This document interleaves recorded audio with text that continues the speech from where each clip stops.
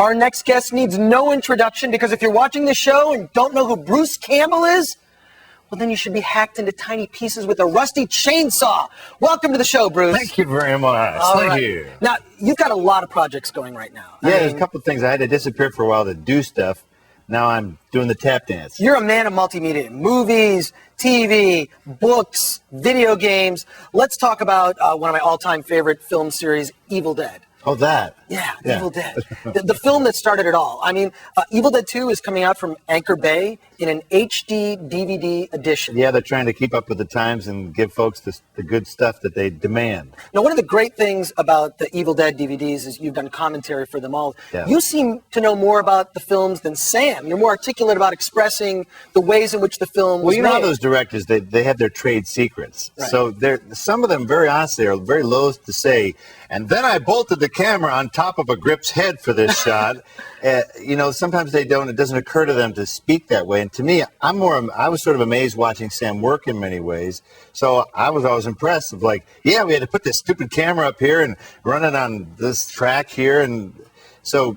But that's one of the great innovations in the Evil Dead films was the shaky cam, which is basically a steady cam that's the cost of a 2x4. Yeah, it's a Explain steady that. cam with no money. Yeah. No gyroscope, no nothing. Because, you know, you think about it, a steady cam really is an incredibly heavy device. It's expensive. You have to have a special operator.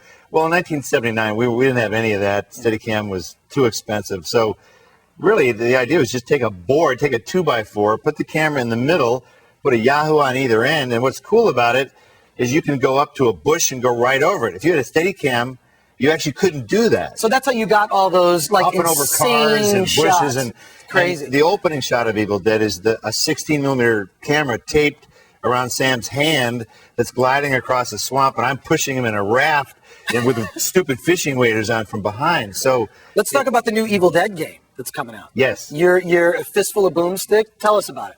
Well, Cranky Pants has taken over the reins on this version for THQ, and you know they're cool cats. They wanted to reimagine it, give it the new technology, because I think that's the hardest thing of games is staying current. I've worked on video games where by the time the game was done, they had outmoded the entire platform and never came out. They just moved beyond it. So Cranky Pants my terminology is all terrible here. I'm such a layman, but you know they're into some of the ragdoll movements to get the characters' movements way more realistic. And my son Andy has given it the seal of approval. Now let's talk about the Spider-Man films. Spider-Man 1, you're in Spider-Man 2. I assume you're going to be in Spider-Man 3, and you're going to tell us something It's actually about my contract. There's a weird thing. They actually can't make Spider-Man 3 without me. I held them up for the sequel. Tell us something. You got to give us a spoiler, or as I like to say, give us a spoiler. Give us a spoiler. The safest thing I can tell you, the most accurate, is that I will be annoying Spider-Man. Come on, you got to give me more than that. Bruce, you can't leave me with that. Don't leave me hanging. Sam Raimi will send out his foot soldiers, and they will get me. They will kneecap me in this parking lot if I give away any sort of factoids. I don't know that I'm going to be putting on a funny suit, a Spider-Man suit, or a villain suit. Sam is, you know, they're very close guarded. I don't know if I will defeat Spider-Man. I don't know if I will annoy him. I don't know if I will. I don't know what I'm going to do. Are you implying something? Am I going to? Well, you'll have to read into it. Rumors all over the internet after. Yes, of course. Well, yeah, and we all know that the internet is very accurate. Let's talk about the films you've got going right now. You've got Man with the Screaming Brain. Yes, it's a tender love story. Tell us about Man with the Screaming Brain. Well, that's kind of a strange beast. I'm embarrassed to say it took 18 years to get made. The idea was given to my partner, David Goodman, in a rowboat by a director friend of ours 18 years ago in North Carolina. And it took us this long to put it together. The Sci-Fi Channel is a partner on it. I've been making some stuff for Sci-Fi these days.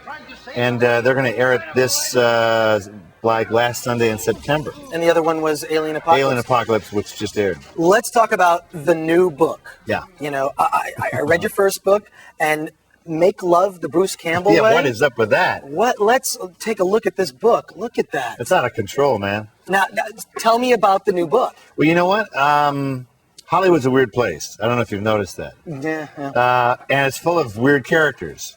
And the idea for the second book, publishers get a little nervous sometimes if you come to them and say, after I made If Gins Could Kill, Confessions of a B movie actor, I want to go make a Grapes of Wrath novel. They'd kind of laugh in your face. So this is a way for the apple to not fall too far from the tree. I put myself as the lead character in the book. Now, there's a lot of funny. I mean, there's a lot of pictures in here. Some really If you don't funny like the stuff. words, there's plenty of But pictures. look at the words though, Bruce. I gotta say a little something. Yeah. Look at the spacing. Look how big the words are. This Hey. looks like you're like trying to finish your report on time. I need a book that's 300 pages. Little padding in there or what? Come Well, on, you know look what? at that. It's very important. It's very important in this illiterate society of ours for people to feel confident when they open a book. A sixth grader could open that book and go, I think I can polish that off in an hour. It's not going to be a hard read. Well, That much I can guarantee. But you know what? It's actually not a book for small type. This is a kind of in-your-face, ridiculous romp in a fictitious Hollywood world. And an amazing 1 hour read. Great, Bruce. Thanks so much. Thank you. Thank you very much. Amazing.